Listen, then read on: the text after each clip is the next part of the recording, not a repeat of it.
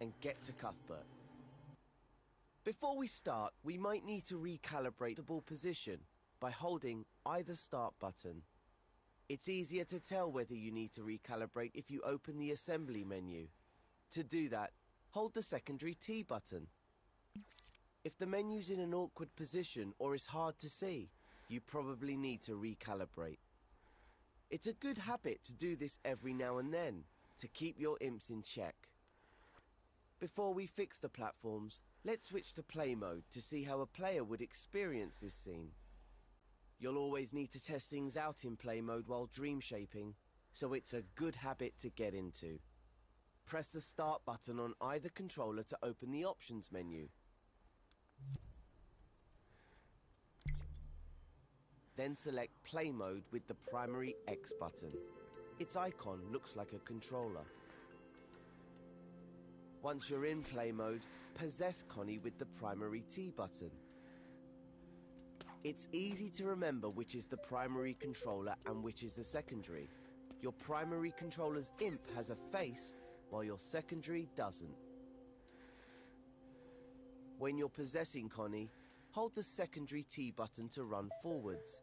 It's pressure sensitive, so pressing it lightly will move Connie more slowly. While she's moving, point or tilt the secondary motion controller left or right to steer her. You can move the camera around Connie by tilting the primary controller whilst holding its move button. Now, start by jumping over to the first platform using the primary X button. Oh dear, looks like it's too far for Connie.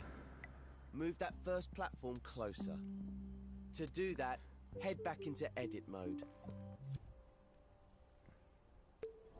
Open the options menu and select the button with the pencil icon. Once you're in edit mode, move on to the next step.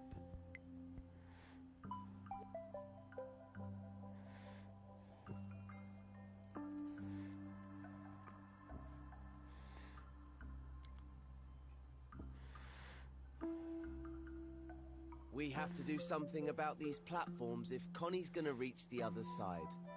First, let's get a good look at them. Position your imps on either side of the first platform, then set your imp reach by tapping time. Then use the grab cam to position your view side on to Connie and the platform. See the dotted outlines? That's where the platforms should be. So let's put them in place with the move tool. The imp has this equipped by default. To move things, hover the tip of your imp over them and press and hold the primary T button. Move it to where you want it and release the T button. Try it now with that first movable platform. Grab it with the primary T button, line it up with the outlines by moving the controller, then release the T button. You can get a slower, more precise movement if you hold the T button softly. And if you need to try again, just undo your action by tilting the primary controller to the left and pressing its square button. You may have noticed that objects move more freely here in edit mode than in the home space. That's because their auto guide gadgets are disabled by default in the guides menu. I'll explain more about this in another tutorial, but for now, you don't need to worry about it. It just means you have more freedom to dream shape. When the platform is in the right spot, you're ready for the next step.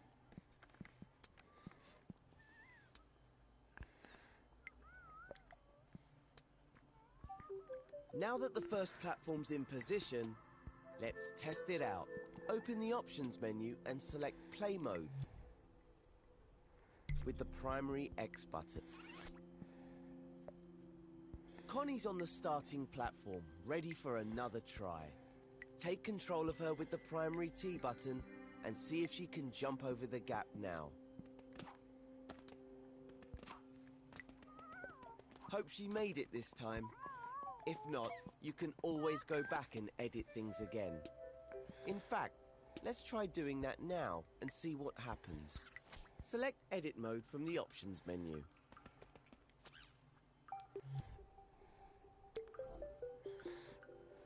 Look at that. Connie isn't in her starting place anymore. That's because time passes when you're in play mode, and the scene doesn't rewind automatically when you return to edit mode. Instead, things will be frozen in the state you left them when you were playing. Always keep this in mind when switching modes, but you can easily rewind things. Just open the assembly menu by holding the secondary T button, then select the rewind button with your primary imp. Make sure you can see the secondary imp as the menu is attached to it. When you press the rewind button, everything that changed in play mode will rewind back to the beginning. Doing this won't reset any changes you made in edit mode. See? Connie is back to her starting position, but the platform remains where you left it. Try to get into the habit of rewinding time after you play scenes. That way, you'll avoid any problems. There are times when it's useful to leave things as they are after playing, but when in doubt, rewind. Okay, if your platform's in the right place and you've had a successful test run with Connie, you can move on to the next step.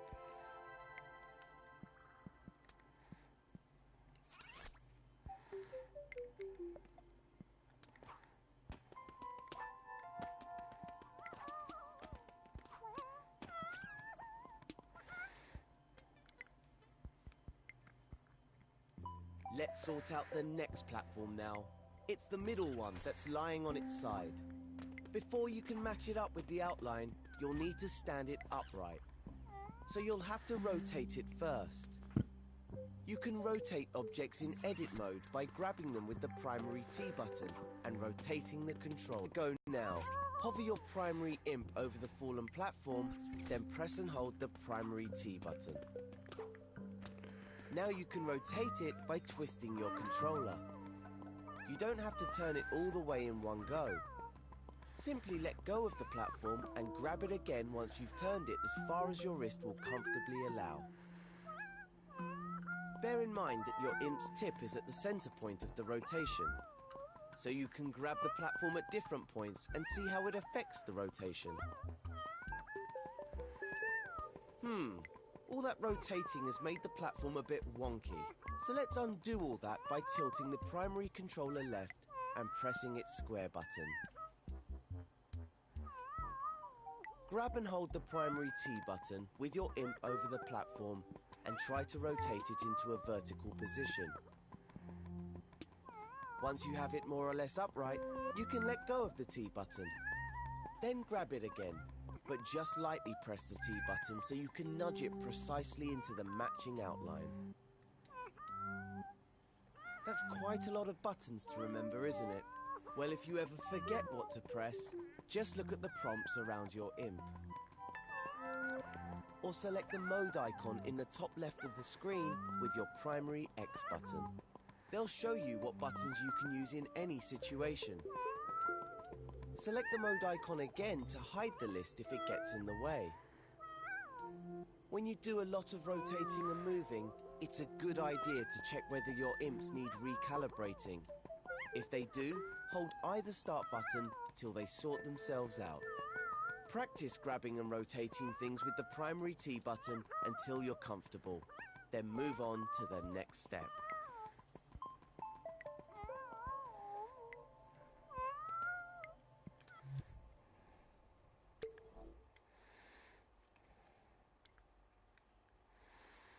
Now that you know how to rotate objects, here's a useful tip. When you rotate something by hand, like this platform, it might end up a little wonky. But there's a really simple way of fixing that. You can realign an object you're grabbing by tapping the primary triangle button. This will snap the angle of whatever shape you're grabbing to the nearest right angle on the grid. Make sure you're grabbing an object before you press the button though, or you might end up deleting it. If you do delete something by accident, remember you can undo it. Just tilt the primary controller to the left and press its square button. Once you're happy with the position and alignment of the middle platform, you should switch over to play mode and test it out. So, select the controller icon in the options menu and possess Connie to see how far she can get. You're almost there now. Just switch back to edit mode and fix that final platform. Remember to rewind time. Hold the secondary T button to open the assembly menu and select rewind with the primary X button. Now we can go on to the next step.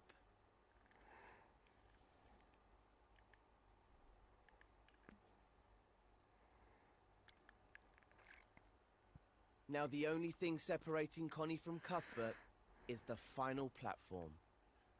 Oh, it looks a bit small compared to the others. I'm not sure Connie will be able to use it, no matter how much you rotate it. Let's learn how to make objects bigger, or as we Dream Shapers say, scale them up. To scale objects up or down, hold the secondary circle button and twist that controller.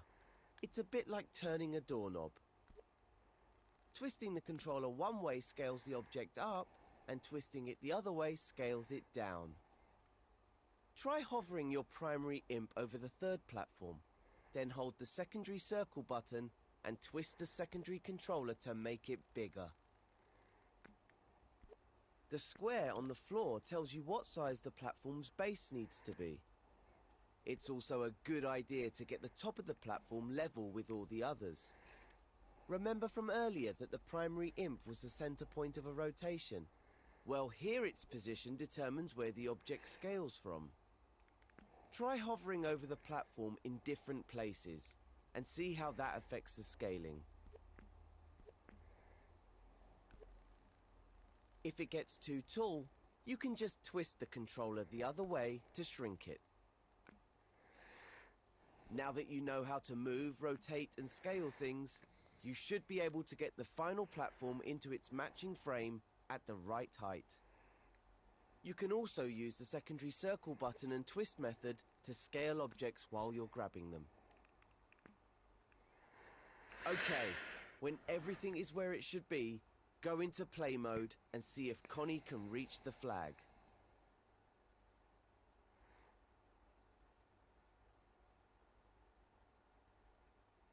Once Connie reaches the flag, head into edit mode again.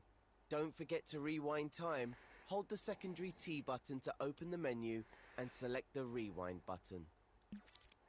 Let's go on to the next step.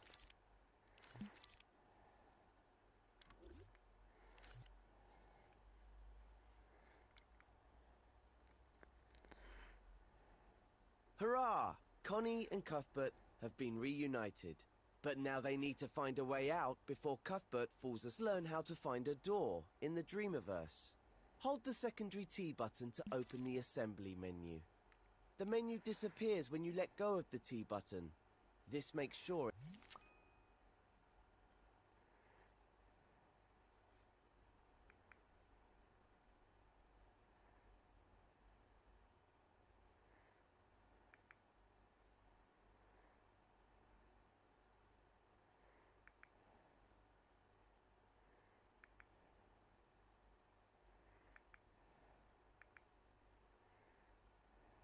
it doesn't get in the way.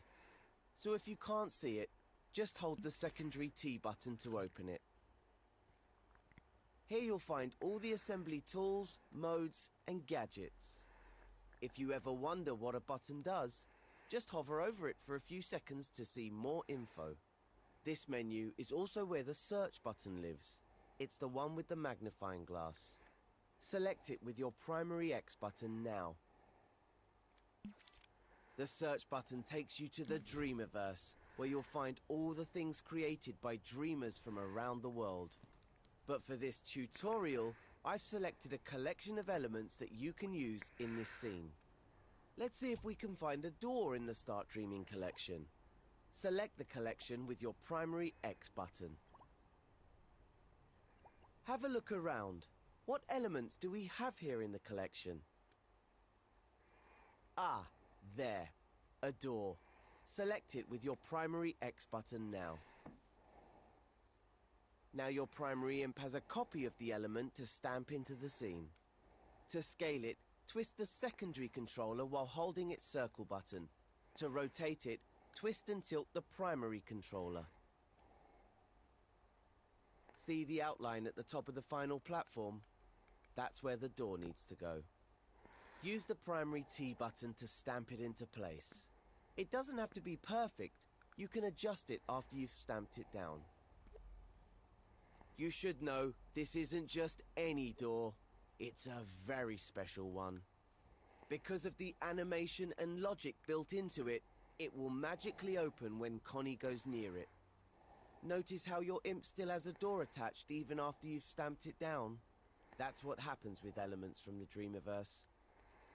That way, you can place as many as you need in a scene. We only need one door in this one though, so you can remove the door element from your imp by pressing the primary circle button. The circle button removes whatever tool, gadget or element your imp has equipped, replacing it with the move tool. Okay, I think we're done here. Nice work completing the scene. It doesn't mean you have to stop though. If you're feeling creative, why not come up with different ways for Connie to get across the platforms, using more elements from the collection? Just delete the old platforms with the primary triangle button, and build your own. Remember to test your creations in play mode to make sure they work, and rewind time when you return to edit mode. All that's left now is to switch to play mode and walk Connie straight through the door to end this tutorial.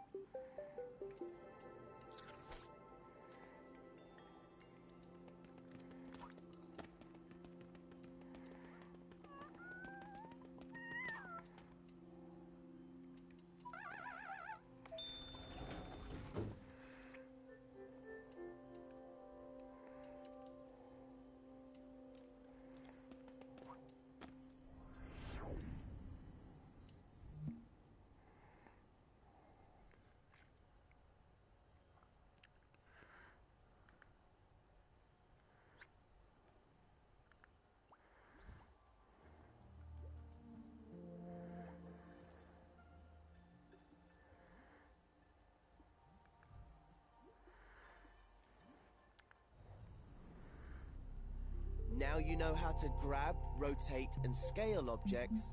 It's time I showed you how to clone things. Cuthbert has managed to get himself stuck again.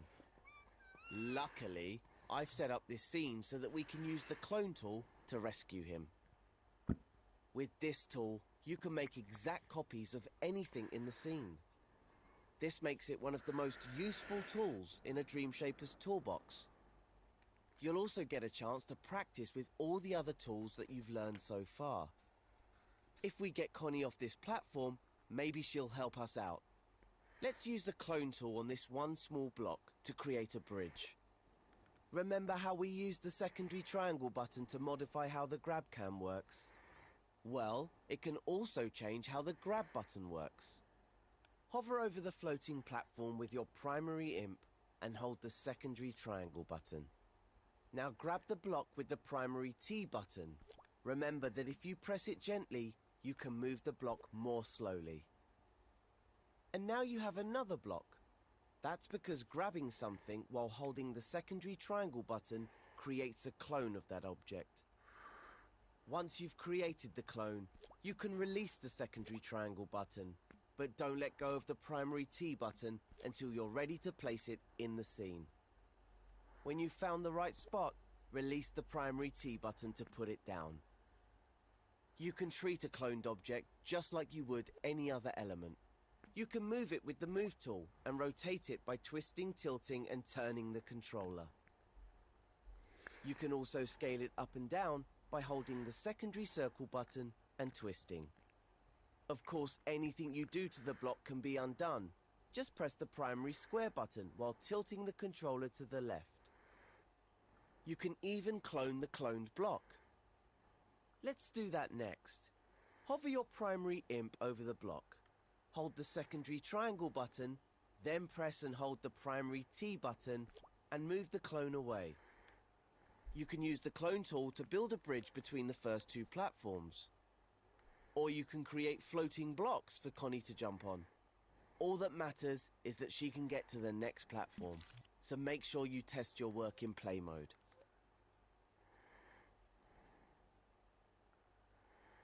When Connie can get across, go back to edit mode, rewind time, and move on to the next step.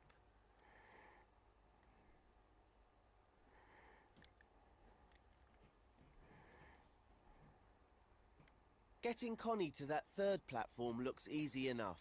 There's half a bridge between them, so we can just clone this block to finish it off. Okay, hold the secondary triangle button and grab the block using the primary T button to clone it. Let go of the triangle button to stop cloning, then place the clone by releasing the T button to complete the bridge. That doesn't look quite right. Might need to try something different here. Why don't we rotate the clone by grabbing it and Well, it's better, but now they don't match. We should probably undo everything. Tilt or twist the primary controller to the left and press its square button. This time, we'll make the arches match up by flipping the clone. Here's how you flip objects. First, hover over the arch and hold the secondary triangle button. Then grab the arch with the primary T button to create a clone. Remember, release the triangle button once you've made the clone. You have to release it or the next part won't work. Here comes the cool bit. While still holding the arch, hold the secondary square button and some arrows will appear around the secondary imp. Then simply flick the secondary motion controller to the left. That's all there is to it. Now you try. Hold the secondary triangle button and grab the arch using the primary T button to clone it. Release the triangle button. Finally, flip the arch horizontally by holding the secondary square button and flicking the controller to the left. And don't forget, you can realign the clone while you're holding it. Just press the primary triangle button. Now let's try something else. Grab the arch, hold the secondary square button, and flick the secondary controller up or down. Nice! The arch is flipped vertically instead. We should probably line it up with the first arch now, and release the primary T button to place it down. Ah, we probably should have flipped it back first. No problem, just grab it with the primary T button, then hold the secondary square button and flick the secondary controller vertically. Time to switch over to play mode and see how things are working. If Connie can get across the bridge to the third platform, you're ready to move on. But first return to edit mode and rewind time.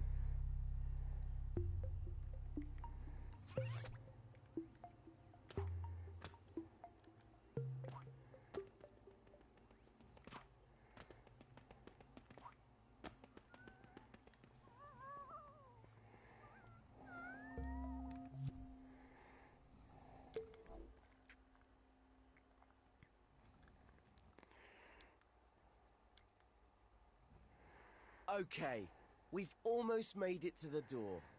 Ah, but she needs to go across and up now. Good thing you already know how to make clones because we're gonna need them. So hold the secondary triangle button and grab the block with the primary T button to clone it. Now place that clone a little higher than the original and... You know what? There's a better way, so let's undo that. Just press the primary square button while tilting the controller to the left. We're going to try a new technique called repeat cloning. I bet you can already guess what it does. That's right, it lets you make lots of clones at once. Let's give it a go. Hover over the block again. Hold the secondary triangle button and gently grab it with the primary T button. Release the triangle button once you've made the clone, and move the block up and along. Don't put it down yet though. This is where you become a cloning expert. Without letting go of the first clone, press the primary triangle button to create a second one. And, you guessed it, another press will create a third one.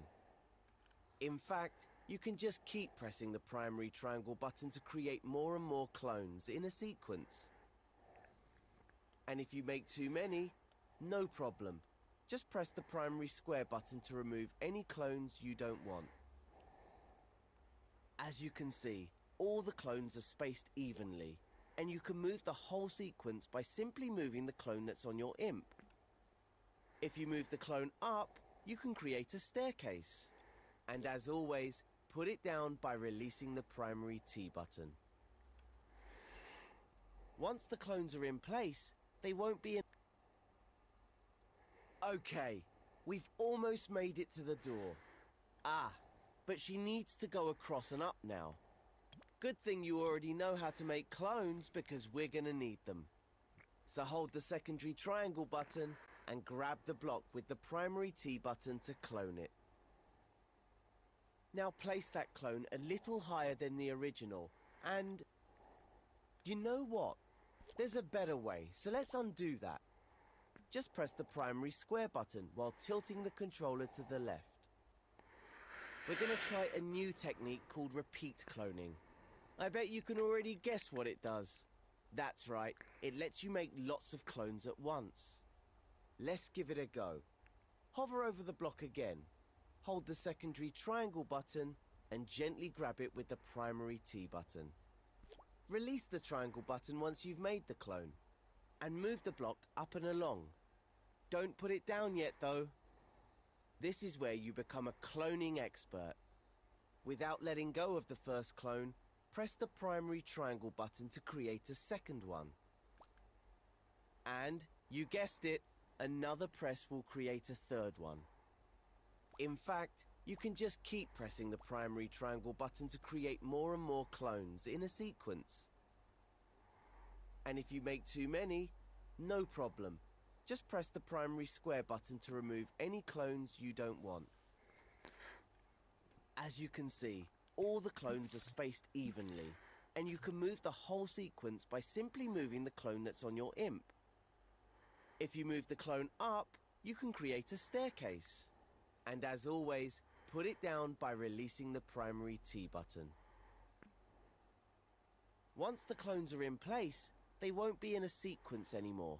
You'll have to edit each block individually. See the dotted line around them? That's a selection. When you put repeat clones down, they're always selected automatically. That means you can move them as a group. If you only want to move one block, you can deselect the group by pressing the primary circle button. If you want to find out more, there's a whole tutorial on selecting and grouping objects. Move on to the next step when you're ready.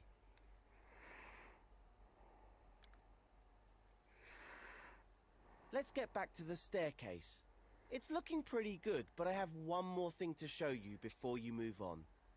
Let's get rid of all the clones we've made. Tilt the primary controller left and press its square button a few times. You'll notice all the repeated clones are undone together. Now hover over the first block. Hold the secondary triangle button and grab the block to create a new clone. Remember to release the triangle button once you've made the clone, otherwise the next bit won't work. This time, move the block where you want the last step of the staircase to be. There, right in front of the door. Don't let go of the primary T button yet though.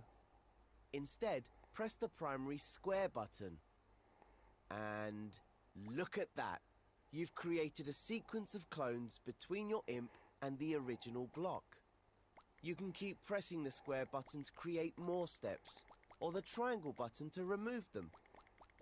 Once you're happy with your staircase, let go of the primary T button to place it in the scene. You can create incredible shapes with repeat cloning, so feel free to experiment. How you position the first clone will affect all the repeated clones. Rotating the clones, for example, will let you build ramps and spirals. And if you scale the clone by holding the secondary circle button while twisting the controller, you can create a sequence that increases in size. So try different approaches and see what you can come up with. If the path is clear for Connie, switch over to play mode to test the scene. Get Connie to the final platform, then get her to open the door for Cuthbert. If you feel like you've mastered cloning and flipping, walk Connie through the door to complete the tutorial. Good work.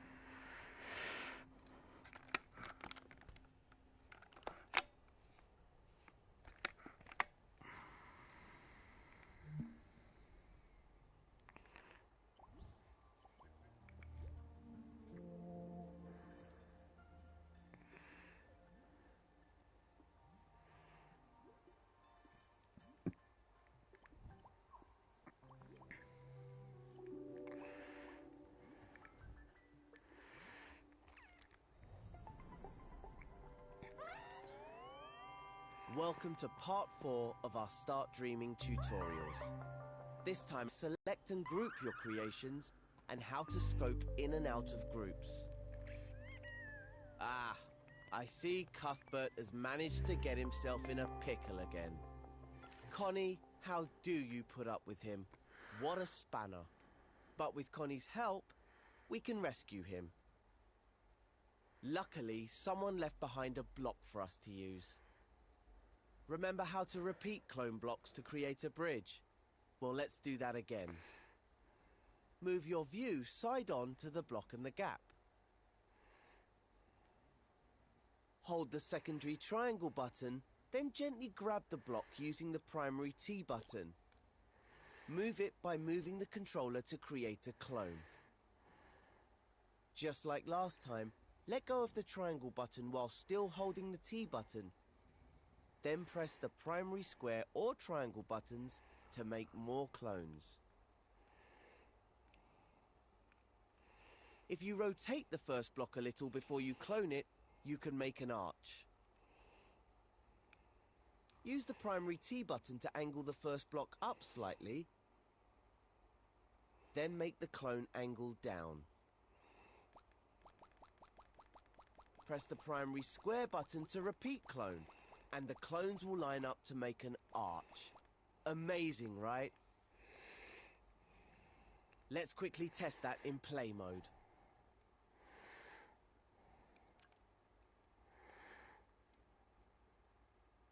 Looks great. Switch back to edit mode, rewind time, and go to the next step of the tutorial.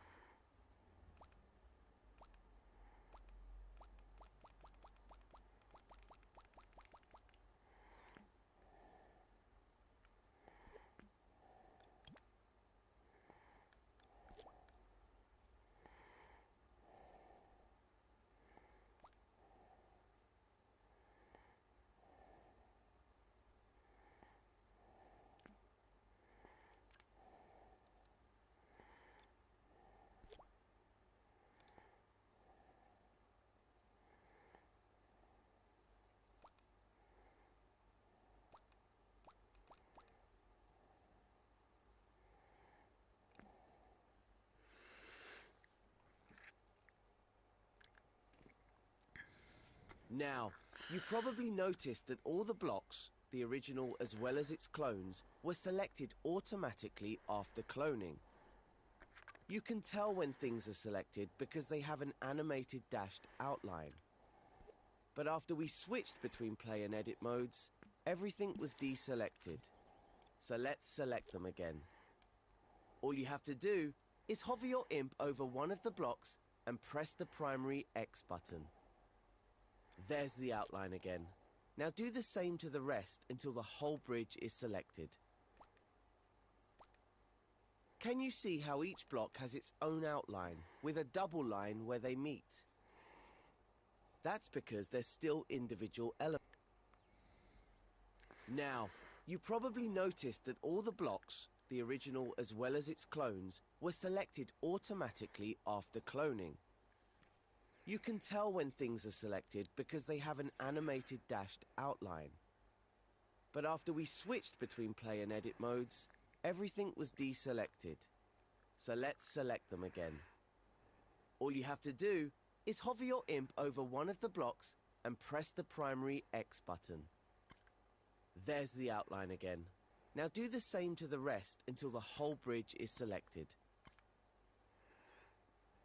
Can you see how each block has its own outline, with a double line where they meet?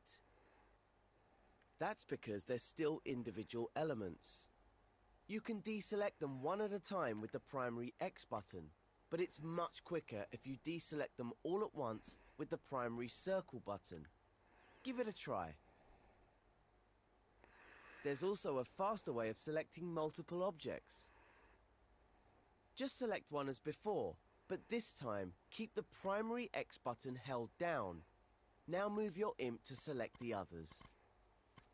Better than selecting one at a time, right? So much faster. The great thing about having multiple objects selected is that you can manipulate them as if they were one object. For example, if all the blocks are selected, you can clone the bridge sideways to create a double bridge. Plenty of room for Connie to cross it without falling off the edge. Try it in play mode.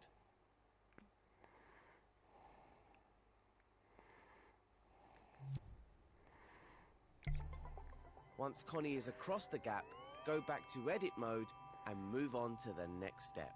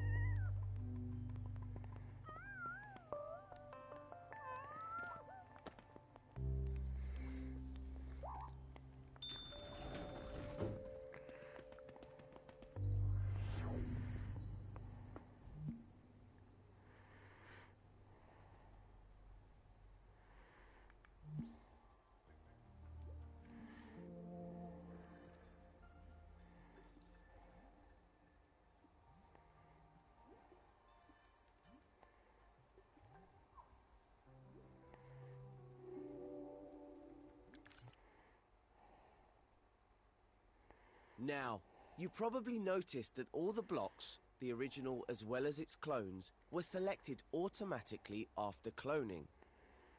You can tell when things are selected because they have an animated dashed outline. But after we switched between play and edit modes, everything was deselected. So let's select them again.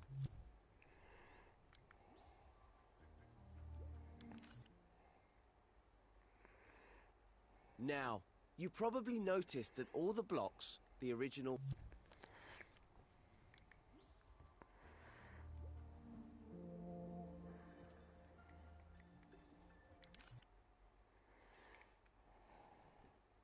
Now, you probably noticed that all the blocks, the original as well as its clones, were selected automatically after cloning.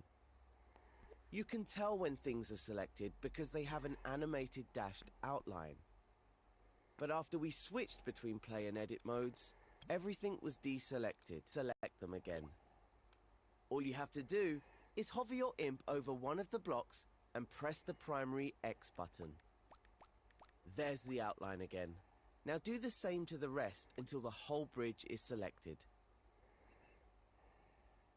Can you see how each block has its own outline, with a double line where they meet? That's because they're still individual elements. You can deselect them one at a time with the primary X button, but it's much quicker if you deselect them all at once with the primary circle button. Give it a try. There's also a faster way of selecting multiple objects. Just select one as before, but this time keep the primary X button held down. Now move your imp to select the others. Better than selecting one at a time, right? So much faster. The great thing about having multiple objects selected is that you can manipulate them as if they were one object.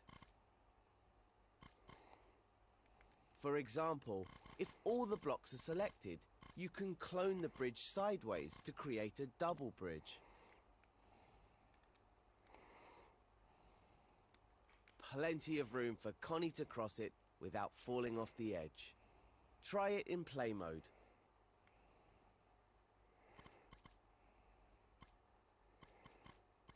Once Connie is across the gap, go back to edit mode and move on to the next step.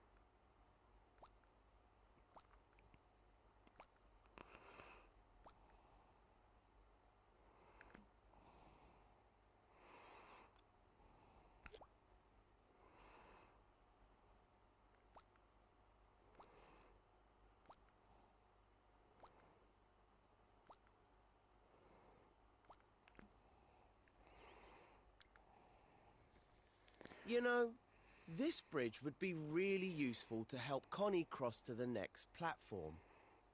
Use the primary X button to select again. If we're going to use this bridge a lot, we can make it into a group.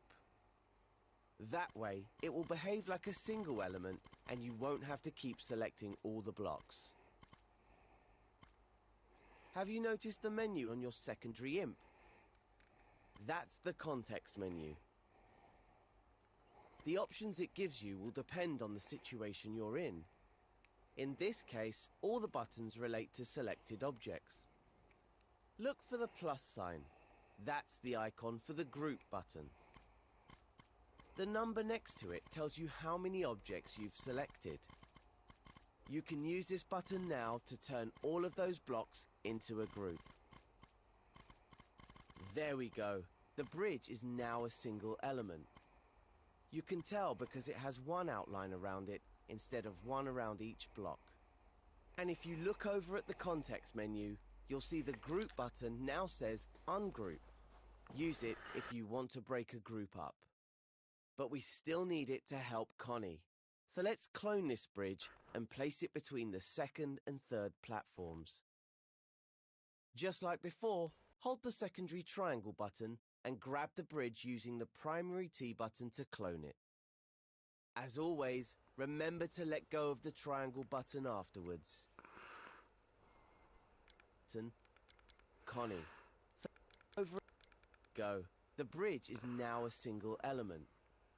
You can tell because it has one outline around it instead of one around each block. And if you look over at the context menu, you'll see the group button now says ungroup. Use it if you want to break a group up. But we still need it to help Connie. So let's clone this bridge and place it between the second and third platforms. Just like before, hold the secondary triangle button and grab the bridge using the primary T button to clone it. As always, remember to let go of the triangle button afterwards. We don't need to test the bridge to see that it's not going to get Connie to the third platform. But don't worry, we'll fix that in the next step when you're ready to move on.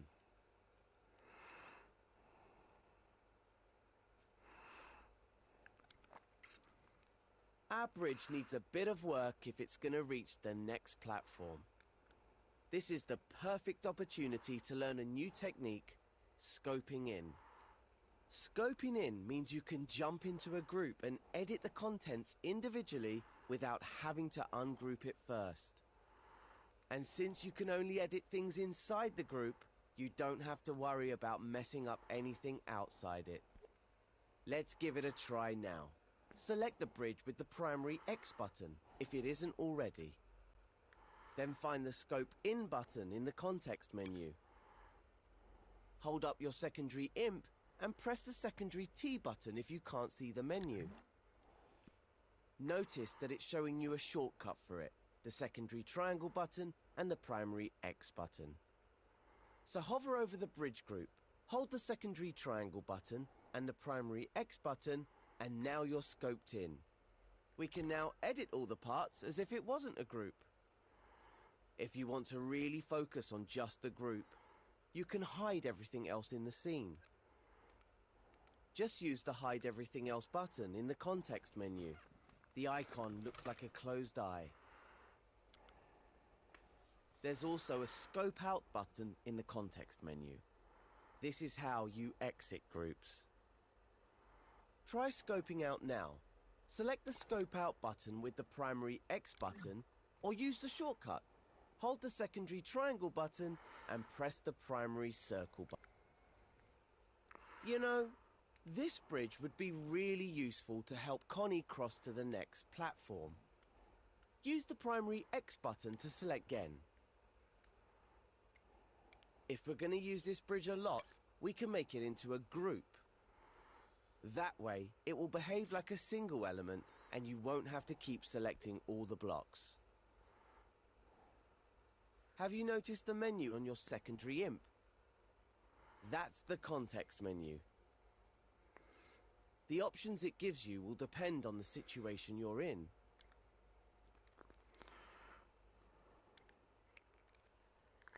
Our bridge needs a bit of work if it's going to reach the next platform.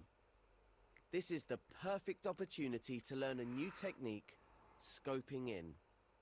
Scoping in means you can jump into a group and edit the contents individually without having to ungroup it first. And since you can only edit things inside the group, you don't have to worry about messing up anything outside it. Let's give it a try now. Select the bridge with the primary X button, if it isn't already. Then find the Scope In button in the context menu. Hold up your secondary IMP and press the secondary T button if you can't see the menu.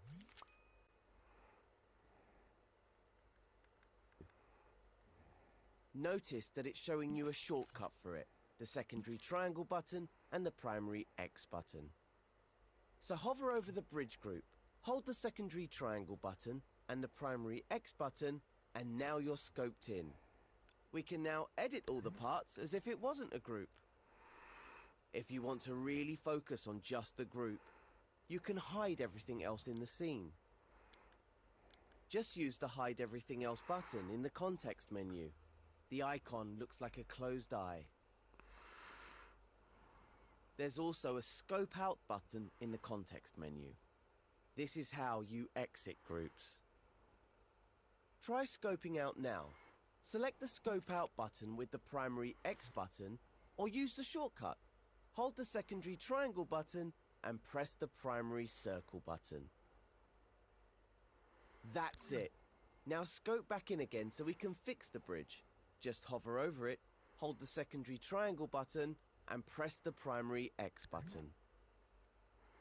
I think what Connie needs to reach the next platform is a staircase, so use the Move and Clone tools to create a new one.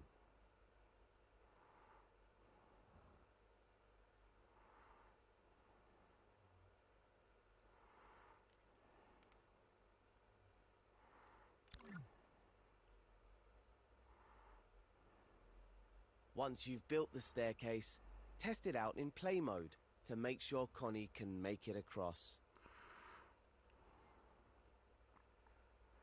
When you're happy with it, switch back to edit mode, rewind time, and move on to the final step of this tutorial.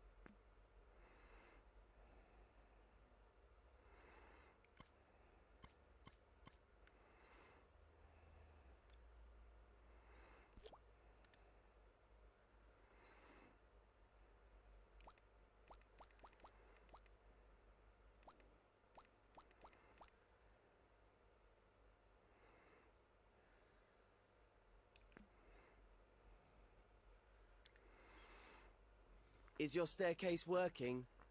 Fantastic. Now Connie just needs a bit more help to save poor old Cuthbert from his predicament. Luckily, you can clone your staircase group to reach the final platform. Use the clone shortcut, secondary triangle button and primary T button to copy the staircase group to the last platform. Don't forget to let go of the secondary triangle button once the clone has been created. That's how useful groups are. If you select the group, you'll see a button in the context menu that saves the group as a new element. Saving a group as a new element means you can use it in other scenes or share it in the Dreamiverse. You can't do that in tutorials, but you can everywhere else. Now that you've mastered selecting and grouping, I'll leave you with a thought to ponder. You can also make a group inside a group. With that, I'll let you experiment. Once you're happy that you've mastered selecting, grouping and scoping, you have just one thing left to do. Go into play mode and take Connie and Cuthbert to the exit.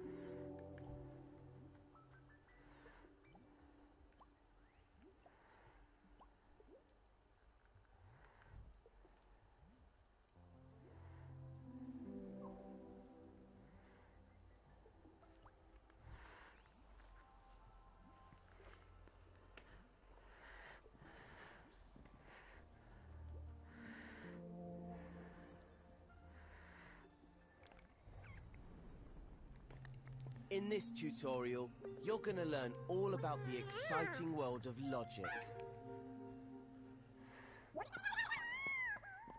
Pay no attention to Cuthbert. It's not as complicated as it sounds. I promise. Let's check out the scene. See the buttons on the platforms in front of our good friend Connie? They activate the bridges that will take her to the next platform. At least that's what they're supposed to do. To get them working, you'll need to connect them to the gadgets that control them.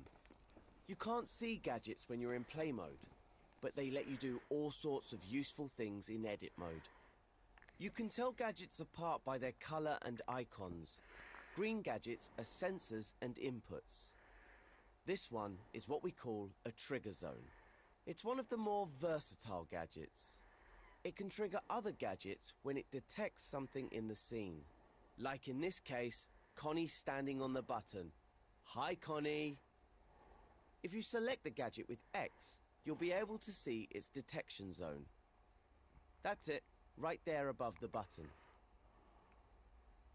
Press the circle button to deselect the trigger zone, and let's look at the next gadget. Red gadgets are movers and outputs, meaning they make things happen in the scene. This particular gadget is a rotator, and it's connected to the first bridge. Click R3 to start time, and let's see what it does. Well, not a lot right now by the looks of it. That's because the rotator is switched off. You can tell because the gadget is dim at the moment. But if we connect these two gadgets together, we can turn the rotator on using the trigger zone. In the next step, I'll show you how.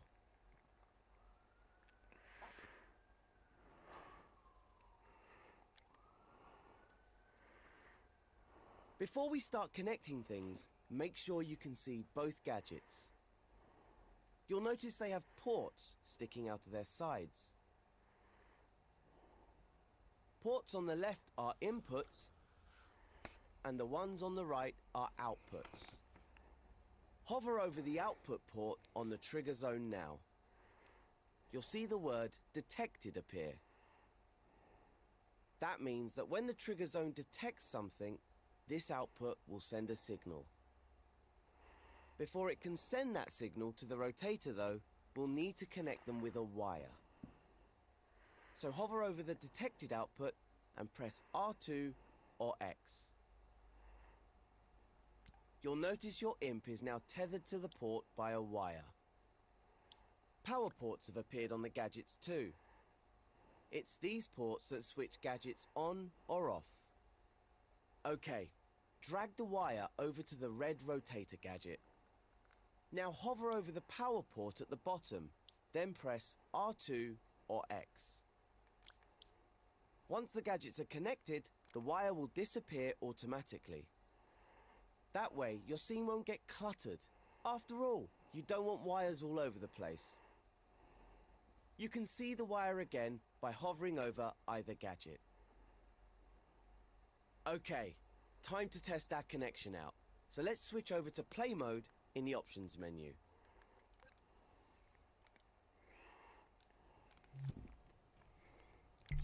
That's more like it. Now the trigger zone detects Connie when she stands on the button and activates the rotator on the bridge. As soon as she steps off, the rotator stops working. You can use the button to get the bridge lined up with the platform.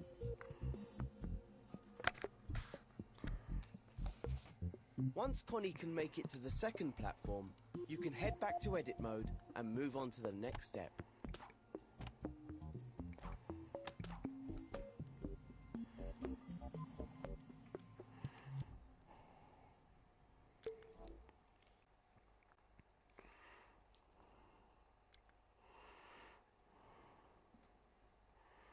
Now that we've connected the rotator, let's take a look at the second platform. See the white gadget on its side? This gadget isn't a sensor or an output. It's called a microchip. Microchips are used to organize logic in scenes. You can think of them as boxes of gadgets and wires. Let's have a look inside. Hover over this one with your imp. Hold L1 and press X. It's just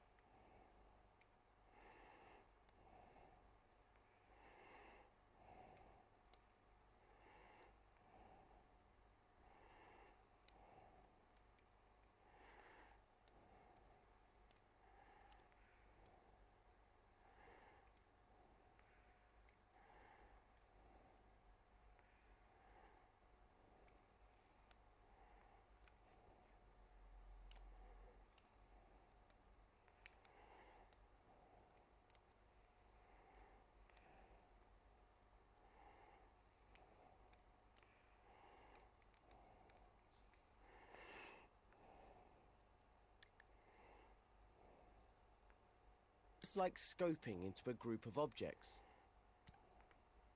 This window is the microchip's canvas. And if these gadgets look familiar, it's press X. It's just like scoping into a group of objects. This window, press X. You can think of them as boxes of gadgets and wires. Let's have a look inside. Hover over this one with your imp. Hold L1 and press.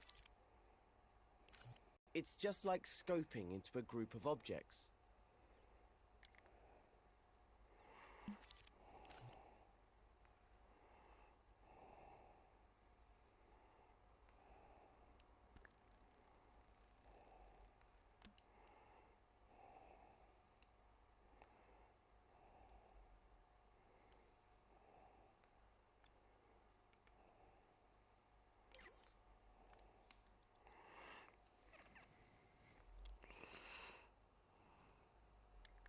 This window is the microchip's canvas. And if these gadgets look familiar, it's because they're two rotators. Each one controls half of this jointed drawbridge. Try to connect the output from the trigger zone to the power ports on the rotators. You can create multiple wires from the same output. Or you can clone wires in the scene by holding L1, then grabbing them with R2. Clone the wire near the rotator to create a new wire from the trigger zone. Once you've connected the trigger zone to the second rotator, switch over to play mode and make sure it's all working.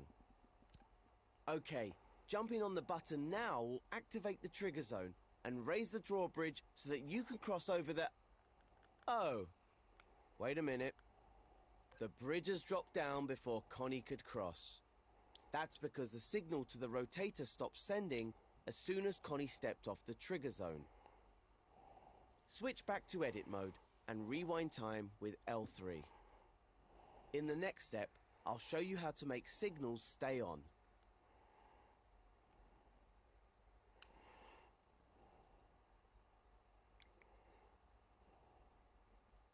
If we want the bridge to stay up, we'll need to add a gadget between the trigger zone and the rotator to keep it activated. We can do this with a counter. So let's go into the assembly menu. Press square to open it if it's closed. Select the gadgets menu with X. You'll find the counter in the logic and processing section.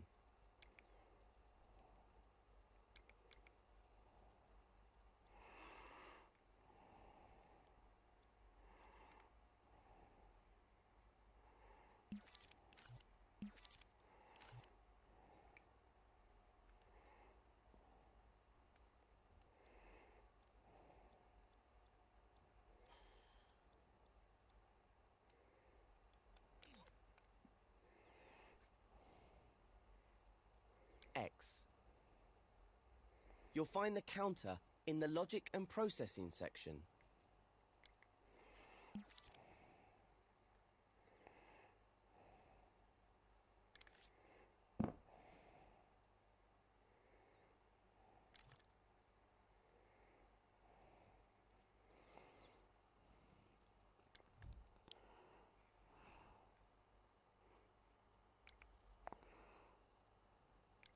The gadgets in this menu take an input signal and change it in some way before sending it on. Go ahead and select the counter. Its icon is a tally counter. Now you can see the gadget on your imp. Hover over the microchip and it will snap to the canvas.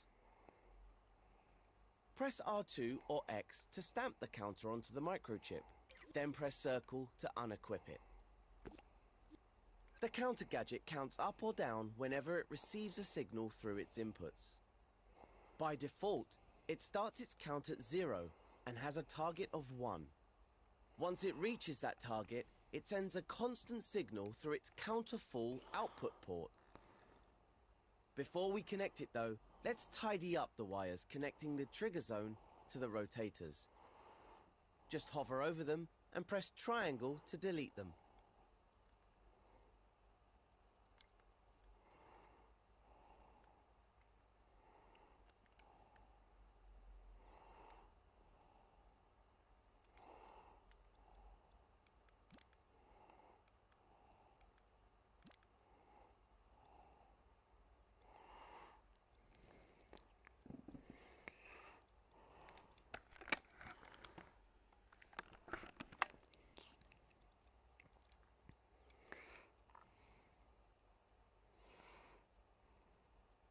Now press R2 or X over the detected output of the trigger zone to create a new wire.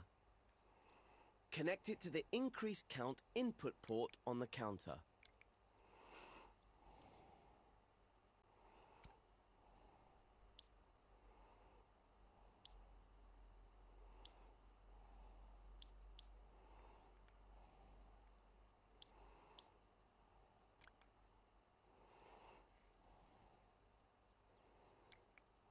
That's the port with the plus sign icon. Now when the trigger zone is activated, the counter will go up to 1. And, this is the important part, it will stay at 1 even after the trigger zone deactivates. Now hover over the counter full output port of the counter. This port sends a signal when the counter reaches its target. Create a wire with R2 or X and connect it to one of the rotator's power ports. Then do the same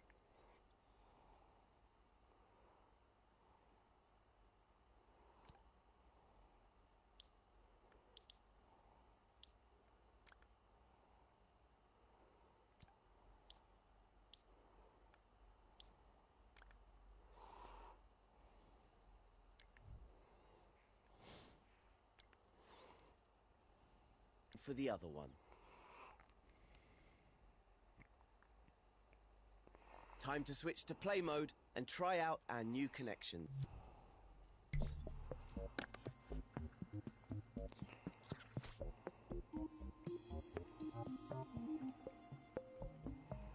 When you're happy everything's working as it should, return to edit mode and move on to the next step.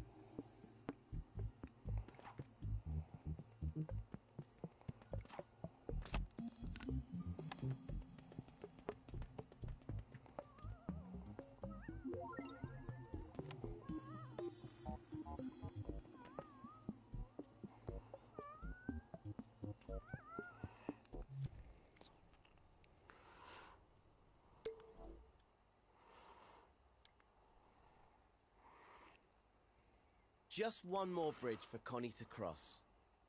As you can see, we have another microchip on the platform, so let's open it up. Hover over it with your imp, hold L1 and press X. Okay, looks like we have everything we need here.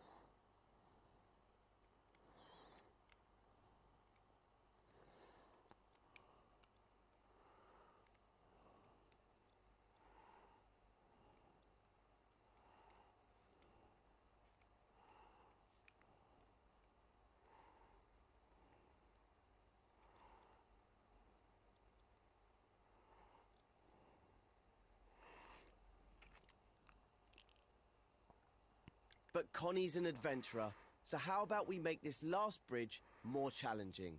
Adding a timer to the logic should get the adrenaline going. Once Connie activates the button, she'll only have a few seconds to cross before the bridge drops back down. Let's head back to the assembly menu. If it isn't already open, press square. Then go into the gadgets section. You'll find the timer in the same place as the counter, the logic and processing section.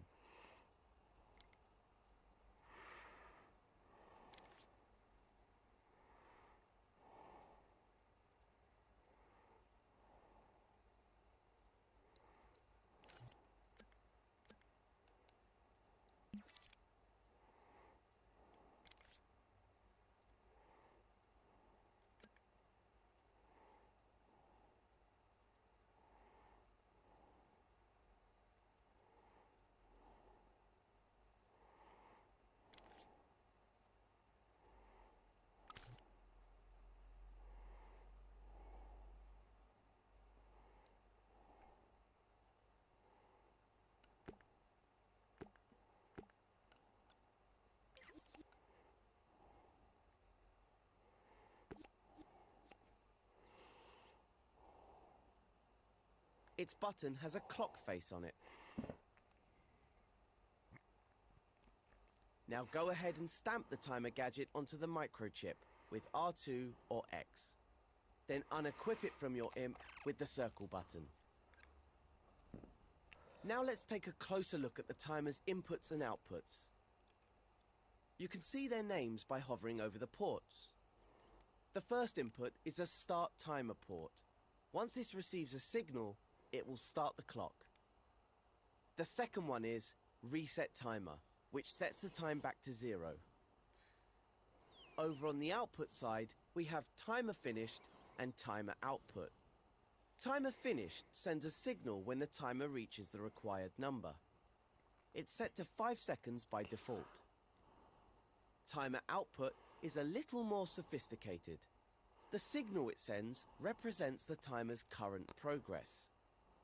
If, let's say, it's only halfway to its target, the signal it sends will be half strength. So how do we connect this so the bridge only stays up for a few seconds? Well, we need the bridge to be raised while the timer is running.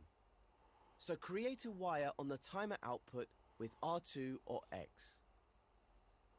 Remember how we used the counter on the previous platform?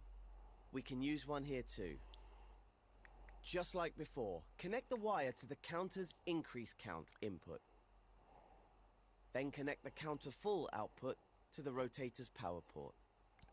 Time to see if it works. Click R3 to test it out. As you can see, since the timer isn't connected to a trigger yet, the clock starts ticking as soon as we play the scene. The bridge goes up, but doesn't drop down when the timer finishes.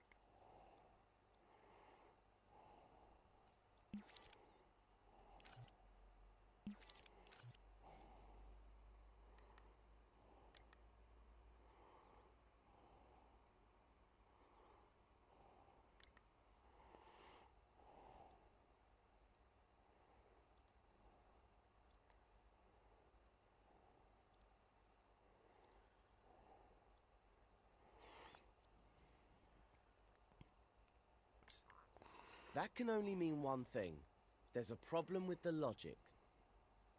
If you'd like to figure it out for yourself, feel free to check the gadgets and see what's wrong. Or move on to the next step and we'll go through it together.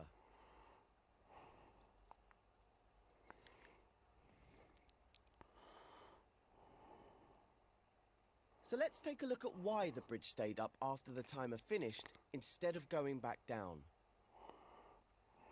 Remember how we used the counter earlier to remember the signal from the trigger zone?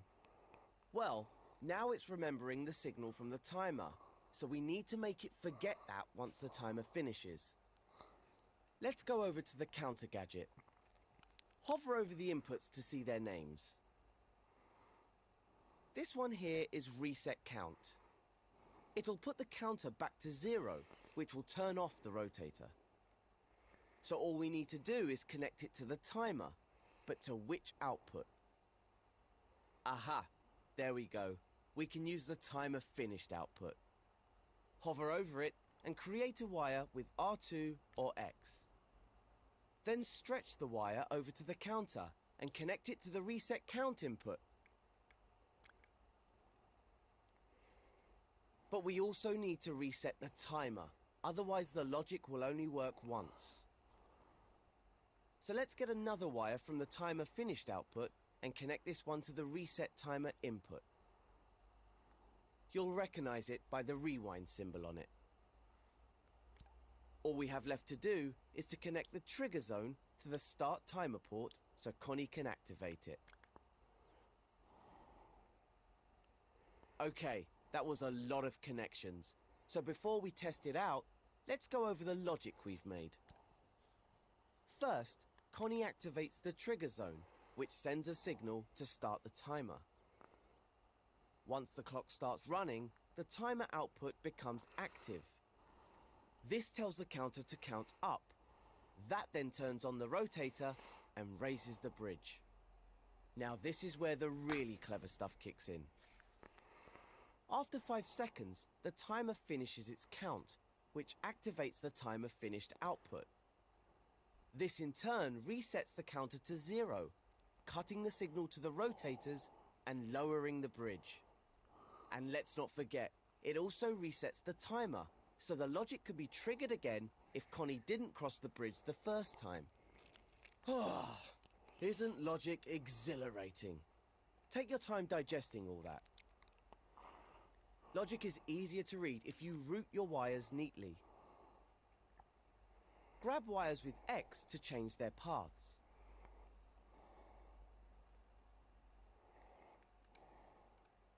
You can also move the gadgets around by grabbing them with R2.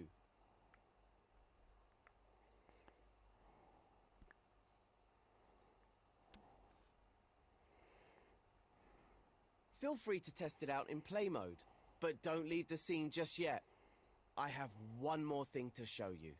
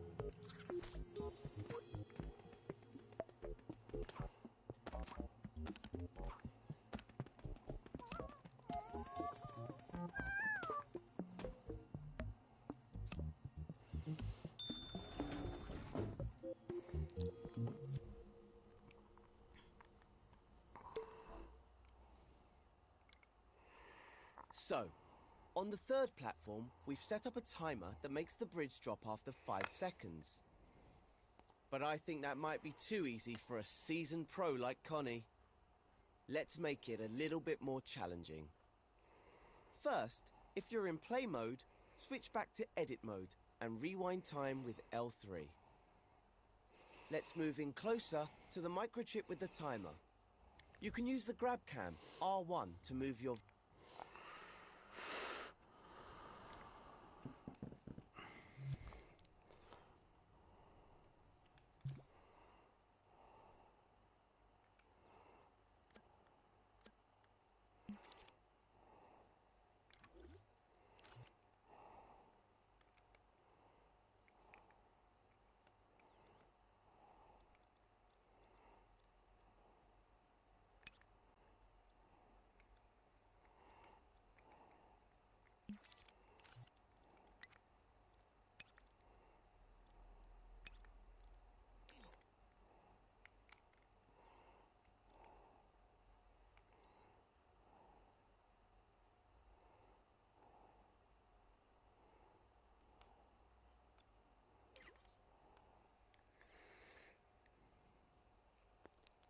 view. Now I'll show you how to tweak a gadget's settings. Hover over the timer gadget, hold L1 and press square. This tweak menu contains the settings for the timer.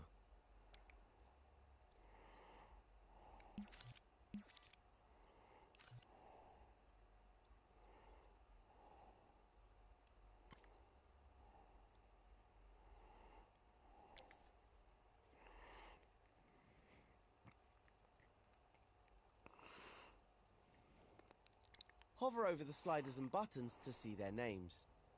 The top slider sets the target time for the timer. If we lower this setting, the bridge will stay up for a shorter time. To adjust the value, hover your imp over the slider, then hold X. Use your imp to drag the slider left or right. Set it to around 3 seconds. It doesn't have to be exact. If you're a stickler for precision, you can adjust the slider incrementally using the up and down directional buttons. Just hover your imp over the slider and press up or down to tweak the value. In fact, why don't we make things really interesting for Connie? Let's set it to 2.5 seconds. You can close the tweak menu now by selecting the cross in the top corner with X. Or you could use a shortcut. Just hold L1, then press circle while hovering over the menu to close it quickly. The same shortcut works for closing microchips. Give it a try now. Hold L1, then hover your imp over the microchip and press circle. Time to test out the scene in play mode.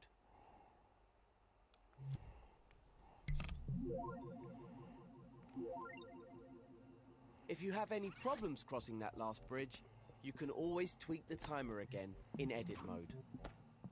Remember, you just hover over the gadget, hold L1 and press square to open its tweak menu. When you're all set, take Connie to the last platform and walk through the door to complete this tutorial.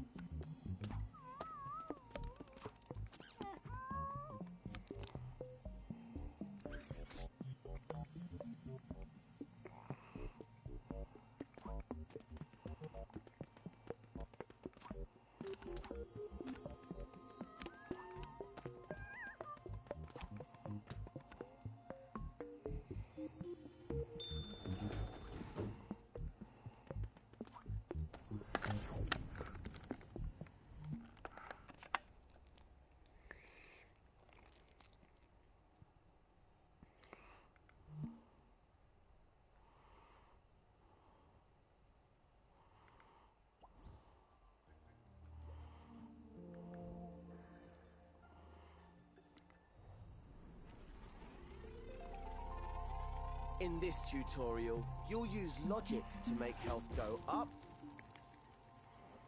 and go down. Oh, Cuthbert. Let's start by going into play mode. See if you can get Connie across that first gap. Oops. Sorry, Connie. I forgot to fix that. Don't worry though, even after falling such a long way, Connie's just fine. There's only one problem. There's no way for her to get back up. What we need is for Connie to respawn on a platform if she falls. So that's going to be our next job. First, switch back to edit mode. Remember to rewind time with L3 as we always do after play mode. In order to make Connie respawn, we're going to use a health modifier gadget. We'll use it to make the floor around the platforms lethal. Health modifiers can damage or heal anything that has a health manager. And, as luck would have it, Connie has one built into her logic. Go to the assembly menu. Open it with the square button if it's closed. Select the gadgets menu, the one with the 3 connected squares.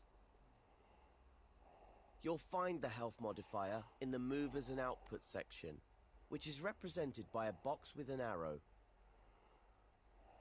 Now select the button that has a clockwork heart on it.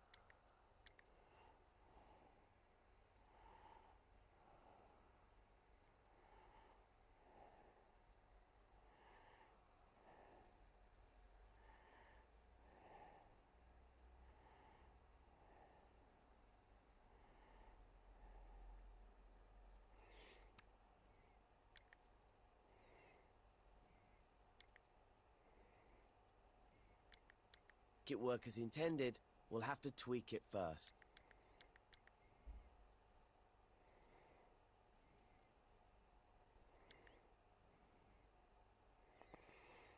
Let's go ahead and open the Health Modifiers Tweak menu. Hover over it. In this tutorial, you'll use logic to make health go up and go down. Oh, Cuthbert. Let's start by going into play mode. See if you can get Connie across that first gap. Oops. Sorry, Connie. I forgot to fix that. Don't worry though, even after falling such a long way, Connie's just fine. There's only one problem. There's no way for her to get back up. What we need is for Connie to respawn on a platform if she falls. So that's going to be our next job. First, switch back to edit mode. Remember to rewind time with L3 as we always do after play mode. In order to make Connie respawn, we're going to use a health modifier gadget. We'll use it to make the floor around the platforms lethal. Health modifiers can damage or heal anything that has a health manager. And, as luck would have it, Connie has one built into her logic. Go to the assembly menu. Open it with the square button if it's closed. Select the gadgets menu, the one with the 3 connected squares.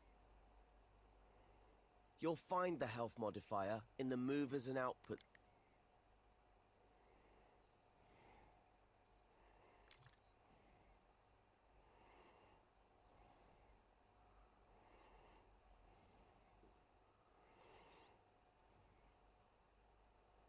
section, which is represented by a box with an arrow. Now select the button that has a clock.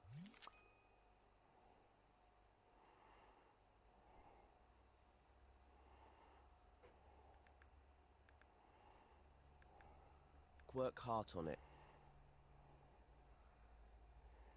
Your imp will now be equipped with a health modifier.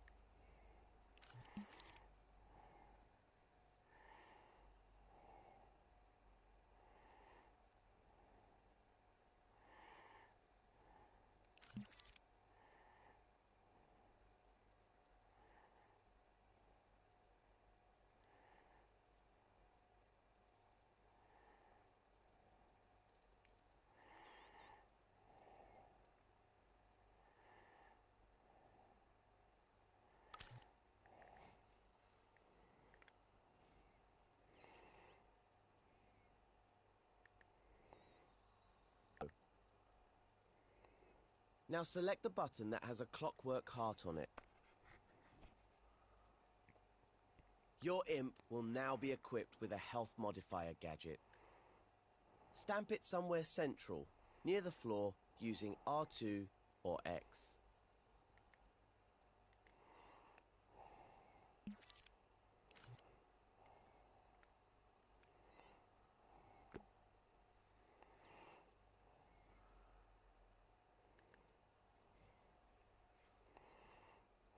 Then unequip the gadget with circle. Your scene now has a health modifier, but to make it work as intended, we'll have to tweak it first. We'll do that in the next step.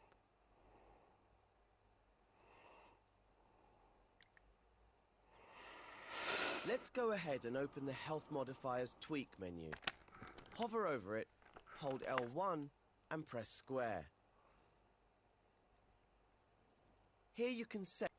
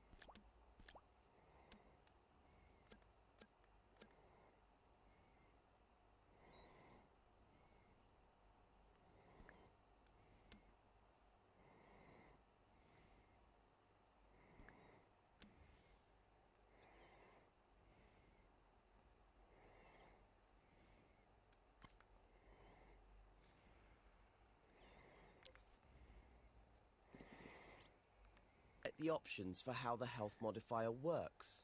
That includes how much health is modified, which is shown in the first slider. Right now, it's set to -100. This means it will take 100 health points away from anything it affects. Just enough to make Connie respawn. The modifier mode is set to per hit, so 100 health points will be taken away when anything touches it. But since we want the area around the platforms to be lethal, we need to set the modifier type to zone. Select the zone icon with X now, then go to the Zone Properties tab so we can change its size and shape. The icon is at the top of the menu and looks like a box in a zone. Look for the Zone Shape section of the menu, then select the cube. The icon is at the top of the menu and looks like a box in a zone. Look for the Zone Shape section of the menu, then select the cube. You can use the zone sliders to make the zone bigger. Be careful not to make it too tall. The respawn zone should be level with the pink lines around the platforms. If you need to, move the health modifier gadget nearer to the floor.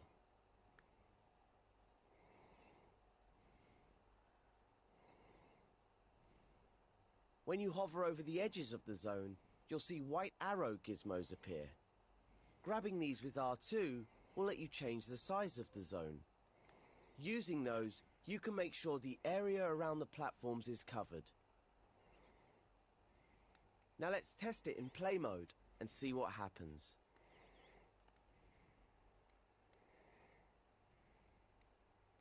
Perfect. If Connie falls off now, she'll just respawn back on the platform. Before we move on,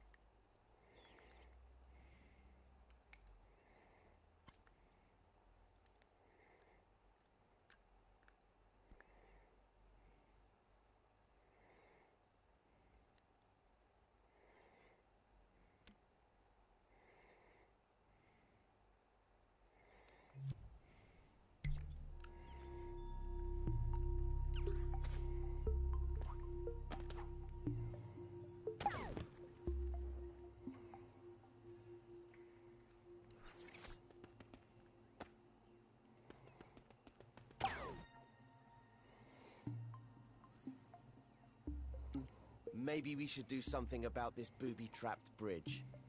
Switch back to edit mode and rewind time with L3. There. See what's causing it?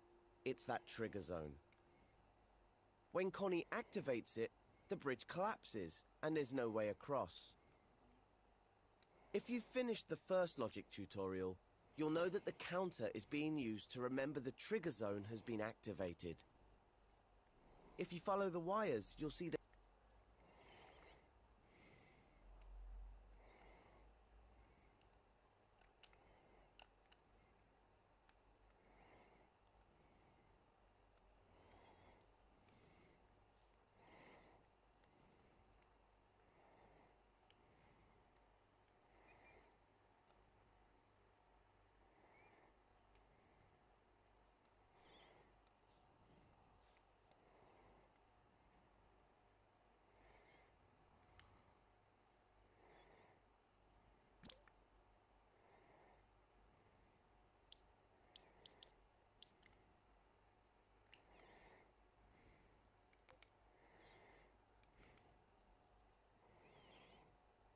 there's one connected to each block. These red dots on the blocks are not gadgets. They show that a wire is connected to a setting in the block's tweak menu. Explore the logic for yourself. Or, if you want to move on and get Connie on her way, just delete.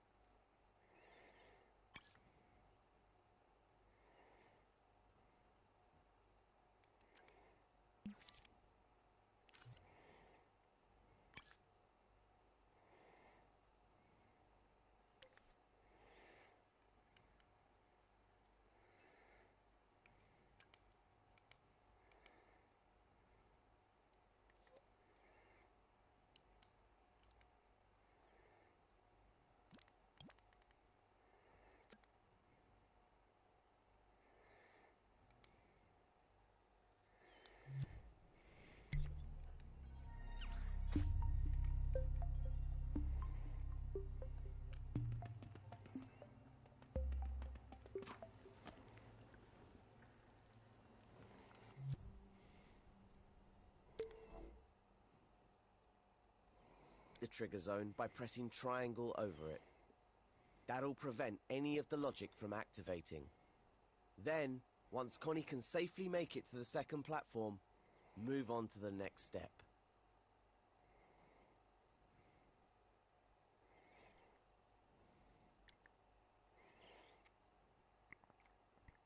Now's probably a good time to show you how to add checkpoints. When playable characters like Connie activate a checkpoint, the scene remembers their progress. So when they respawn, they'll appear at the last checkpoint instead of starting off at the beginning. Go to the Assembly menu, then the Gadgets menu. If the last section you used is still open, close it by pressing circle over it. Expand the Gameplay Gear section with X, then select the checkpoint. It's the one that looks like a location marker. There.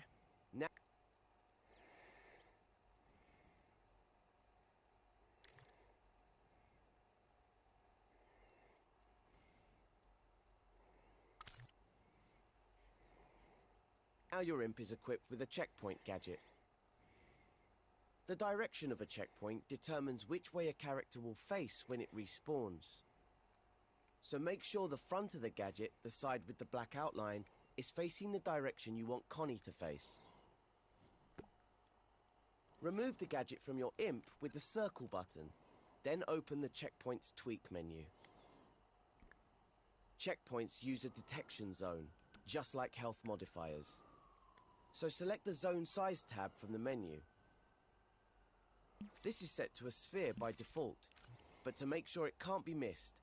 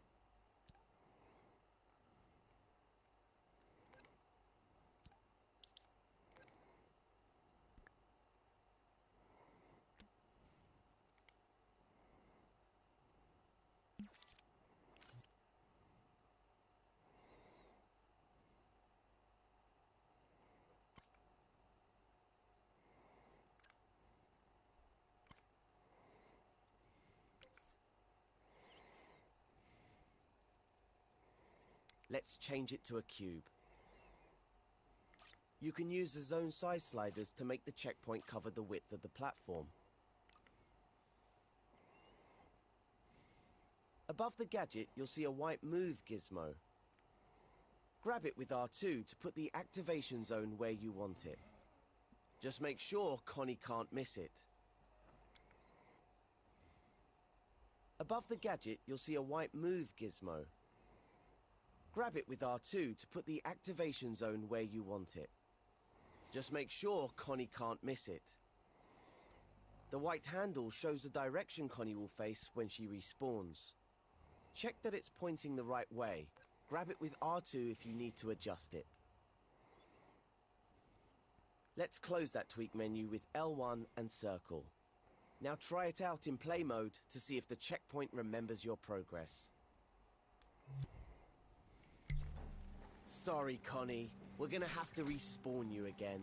But it's all in the name of science, I promise. Great, there she is, right at the checkpoint again. When you're ready, go back to edit mode, rewind time, and move on to the next step.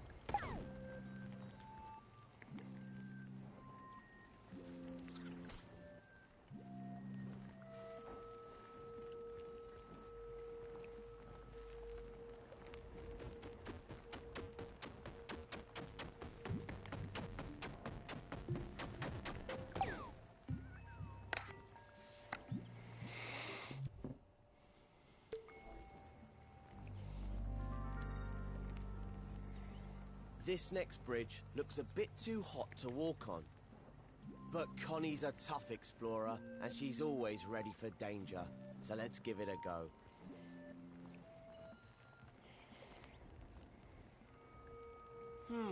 Okay, that block's too big for Connie to jump over. Better get her back to safety before it's too late. Let's switch back to edit mode and see how the bridge is damaging Connie. Move closer to the bridge and keep an eye out for any gadgets attached to it. Ah, there's one. A clockwork heart icon, so it's another health modifier. It looks like, instead of using a zone, this one is attached to the bridge. So whenever Connie walks on it, she loses health.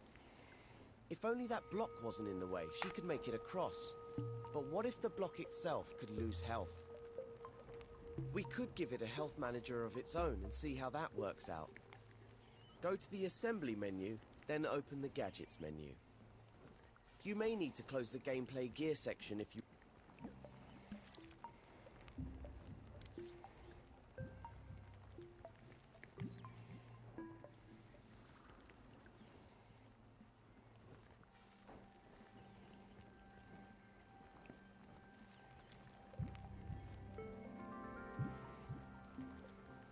You opened it earlier. Then you can expand the movers and output section. Look for a heart icon, not the clockwork heart this time. Select it with X to give your imp a health manager gadget. Stamp one near the block with R2 or X, then press circle to unequip it from your imp. To make the health manager affect the block, we'll need to attach it. The easiest way to attach gadgets to objects is to use what we call surface snap. Grab the health manager with R2 and hold it over the block. All you have to do to activate surface snap is hold L1 while your imp holds the gadget. This makes it hug the surface of any object you hover over. Now release R2 to attach the gadget to the block. You can also let go of L1 to stop using surface snap.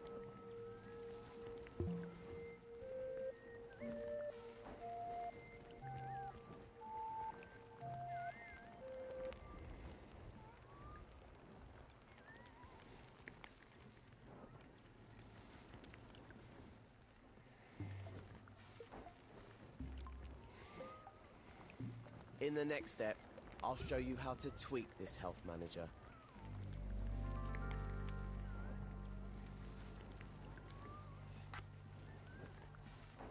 Now that we've given the block health, let's take a closer look at it.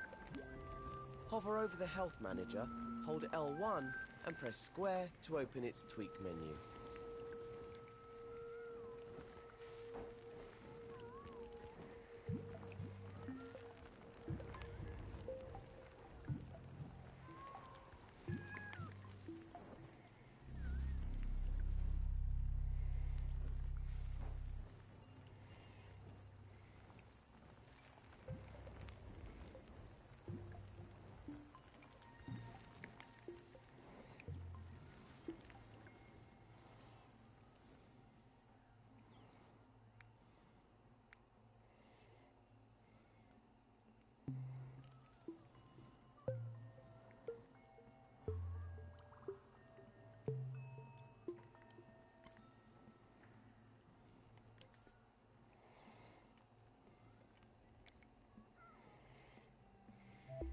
The sliders here define the block's maximum and current health.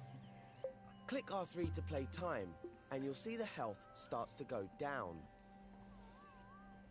That's because the bridge's health modifier is damaging it. But you'll notice it's going down much slower than Connie's health was when she was on the bridge. The reason for that is this health manager has a 1-second cooldown. So whenever the block takes damage, it's invulnerable for 1 second after that. Grab the cooldown slider with X and pull it to the left with your imp. So what happens when it reaches 0? Not a lot right now. But we can deal with that in the next step. For now, feel free to experiment with the health manager settings. Start time with R3 to see your changes, then rewind it with L3 to reset the health manager. Once you're done, you can move on to the next step. An object doesn't automatically get destroyed when it runs out of health, so we need to do a bit more work before we can get rid of that block. Let's take a closer look at its health manager. If its tweak menu is still open, close that first with L1 and circle. See the output ports on its right edge.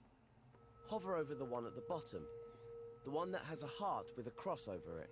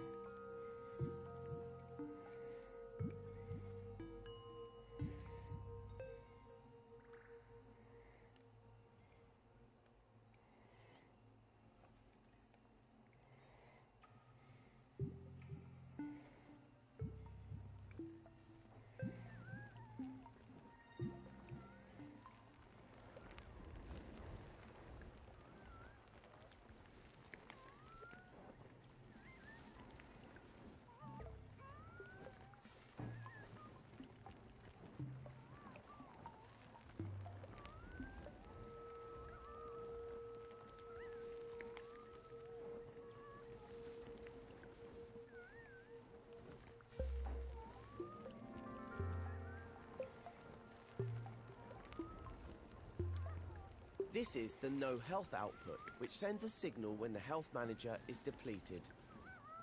It can be used to trigger any number of things, but right now, we're going to use it to destroy the block.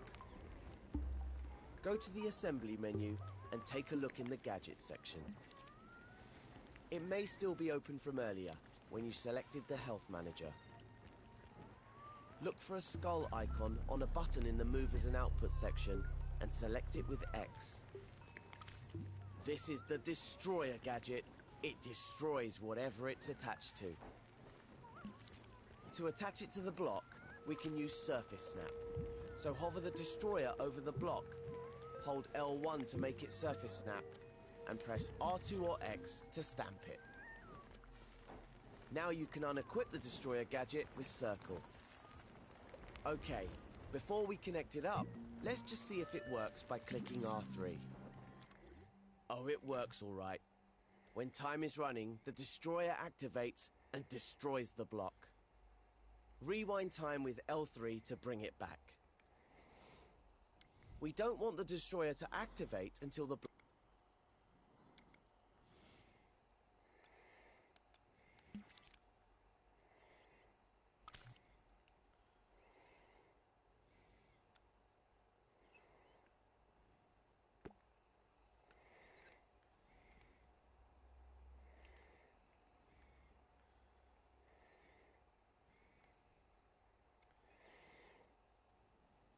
block's health has run out. To do that, we'll need to connect the no health output port to the Destroyer's power. So hover your imp over the health manager's no health output port and press R2 or X to create a wire.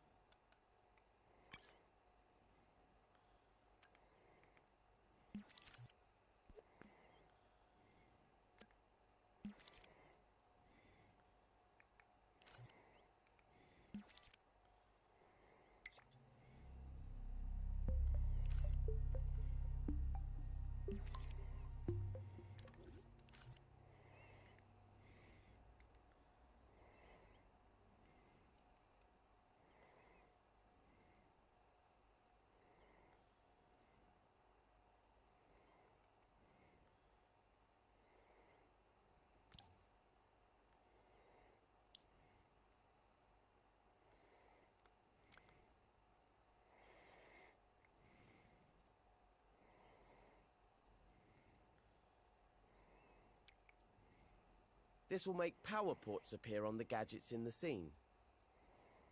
Stretch the wire over to the destroyer and connect it to the power port with R2 or X. Great! Time to test it again with R3 and see what happens. When the block's health runs out, it will get destroyed, leaving the path clear for Connie. But how do we know how much health the block has left? We could always look at its tweak menu, but you can't see that in play mode. So click L3 to rewind time, and I'll show you how to display health in the next step.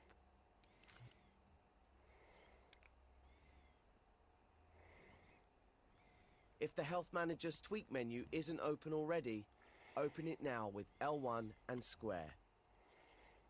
When you hover over the menu sliders and buttons, you'll see ports popping out of the side. These work just like the ones on the outside of the gadget, but there are a lot more of them. And you might also have noticed that there's another gadget stamped on the side of the block. That's a number displayer. If we connect a wire from the current health output to the number displayer's input port, we'll be able to see the block's health count down in play mode. So let's go ahead and do that. Hover over the current health slider's output port. Then press R2 or X to create a wire and stretch it to the number displayer. Once you've connected it to its input with R2 or X, you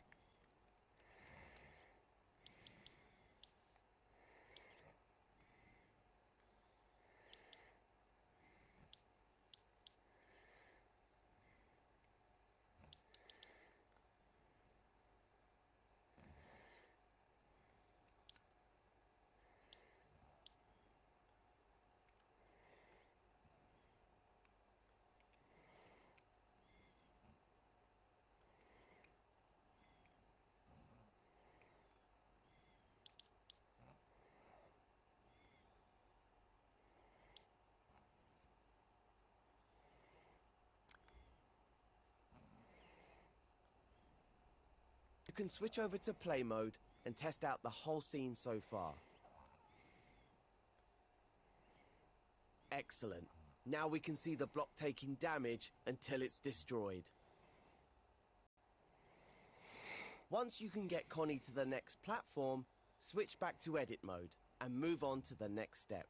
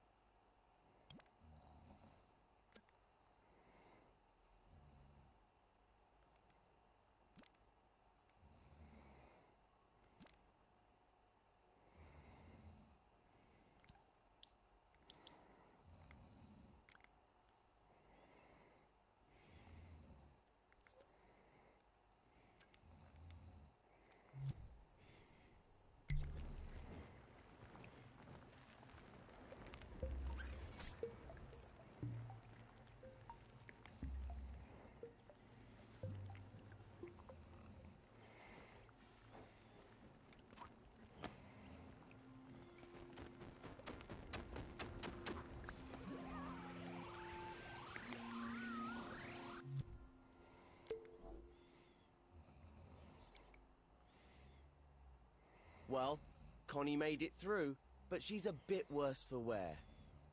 The burn effect you see on her is triggered by the current health output from her health manager. It gives you a visual cue of her health. The more singed she gets, the less health she has. I'm not sure poor Connie has enough health left to make it across the last bridge. What she needs is a bit of healing. So let's create a healing zone where she can recharge. This green pad looks like a good place to recover. We can turn it into a healing zone by placing a health modifier on it, using Surface Snap. You've used Surface Snap before, so this should be no problem. Go to the Assembly menu and select a health modifier from the Movers and Output menu. It's the one with the clockwork heart on it, remember?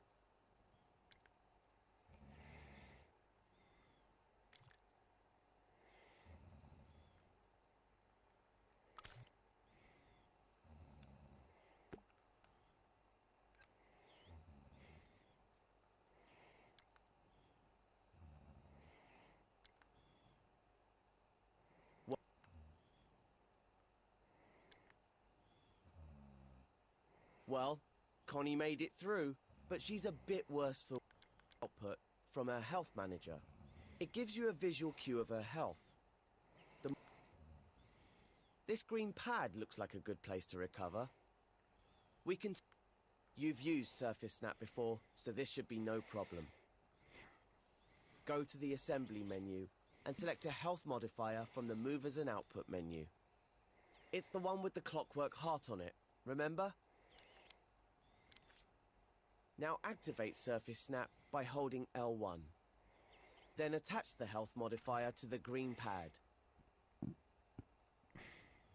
Now you can unequip the gadget with the circle button and open the modifier's tweak menu. We need to change it so it heals Connie. The health modifier is set to -100 by default, which won't do Connie any good. She has 100 health to start with, so that will take it all away and make her respawn. Grab the slider with X, drag it right, and set it to +20.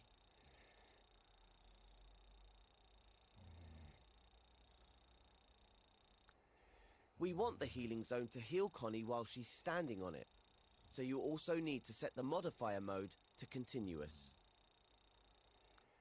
You can leave the modifier type as impact, since you've snapped the health modifier to the platform. And that's all there is to it. Close the tweak menu with L1 and circle, and give it a try in play mode. Alright, that should give Connie the health boost she needs to cross that final bridge. Oh, she's been through a lot today, so take her through the door to end this tutorial.